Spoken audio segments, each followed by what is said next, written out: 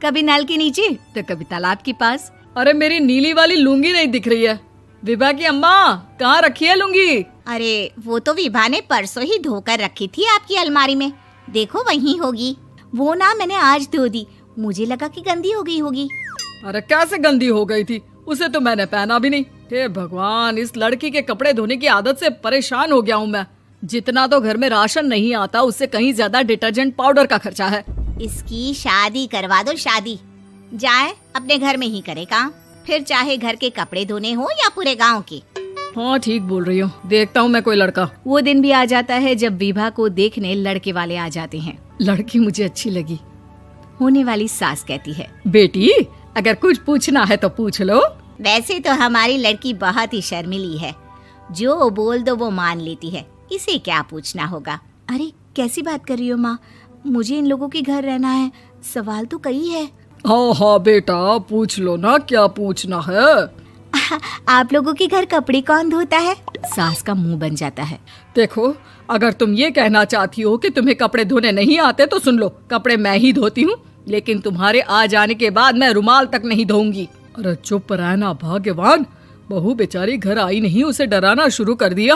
वो क्या है ना बिटिया, अभी तक तो ये कल्लू की माँ ही धोती थी, लेकिन अब तुम्हारे पापा तो दहेज में वॉशिंग मशीन देंगे ही।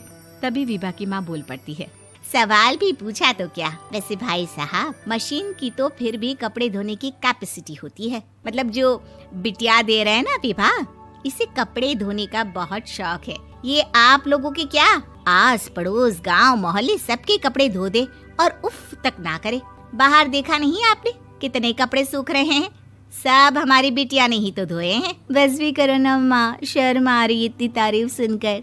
और तो और एक दाग निकाल कर दिखाओ तो मान जाओ। हाँ अच्छा अच्छा, माफ करना बेटा, मैंने गलत समझा। हमें तो रिश्ता बहुत पसंद है। और ऐसे जुड़ जाता है रिश्ता कपड़े धोने का शौक रखने वाली विभा का। उसकी शादी हो जाती है कोयला फैक्ट्री में काम करने वाले कल्लू के साथ। शादी के बाद अचानक विभा चिल्लाती हुई सास के पास आती है। सासू माँ, अरे सासू माँ कहाँ है आप?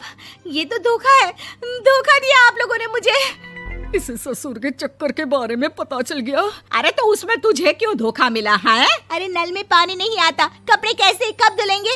अच्छा अच्छा, तू पानी नहीं आ रहा उसकी बात कर रही है। तो आपने क्या सोचा? कुछ नहीं। अच्छा, तेरी माँ ने कहा था कि कपड़े धोने का शौक है तुझे, याद आया मुझे। शौक शौक बोलकर कपड़े धोने वाले मेरे जुनून को कम ना आके सासू माँ, कपड़ा धोना मेरा गुरूर है। तभी पति भी वहाँ आ जाता है। अभी अभी मैंने इसे सनी देओल की फिल्म दिखाई है, उसी के डायलॉग मार रही है माँ। अच्छा सुन, साफ साफ बता रही हूँ, पानी सुबह 4 से 6 और शाम को 10 से 12 आता है, समझी? विभा टाइमिंग सुनकर हैरान हो जाती है। ये क्या भूतों का मोहल्ला है?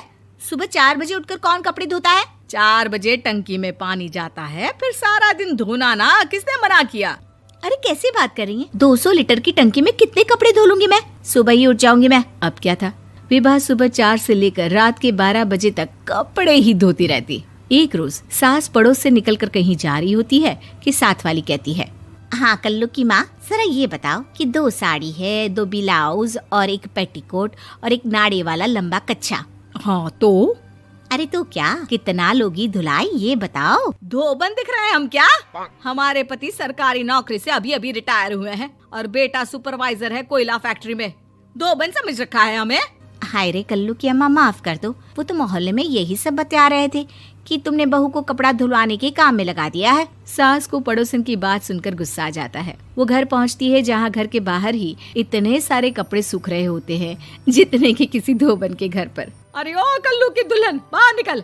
माँ जी यहीं आ जाओ, बाथरूम में चादर धो रहे हैं हम। अरे अभी हम धोते हैं, तुमको बाहर निकलो। ये आस पड़ोस वाले बोल रहे हैं कि हम बहू से कपड़े धुलवा धुलवा कर उसे कपड़ा धोने वाली बना दिए हैं। अरे छोड़ो ना माँ जी, किन लोगों की बातों में आती हो? आस पास के लोगों का तो काम ही होता है कि वो किसी तरह सास बहू को लड़ा दे। बहू सारे घर के कपड़े धोती है, ये क्या कम है? बोलिए।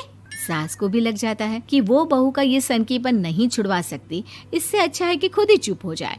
एक रोज सास और बहू मंदिर जाते हैं, जहाँ सास की साड़ी वहाँ खड़ी भीख मांगने वाली से मिलती है। माँ जी क्या बात है, आपकी साड़ी उस भिखारन से कितनी मिल रही है ना? हाँ हाँ देखो तो, दोनों की साड़ी मिल रही है। क्या बात है कल्लू की अम्मा, तुम खुद को तो अफसर की बीवी बताती हो और ऐसी सिंपल सी प्लेन साड़ी पहनकर घूमती हो। सिंपल और प्लेन नहीं है ये साड़ी। तो क्या सोने के धागे से फूल बने हैं? कुछ भी सासू माँ, कुछ भी। हाँ, बने थे इस साड़ी में सोने के धागे से फूल। मेरे पति लेकर आए थे मद्रास से स्पेशली मेरे लिए 10,000 की।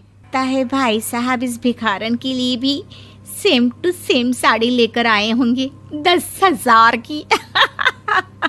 सास उस वक्त तो कुछ नहीं कहती, लेकिन बहू के साथ घर आती है और अलमारी से एल्बम निकाल कर लाती है। ये साड़ी देख रही है, ये वही साड़ी है जिसे मैंने अभी पहना था।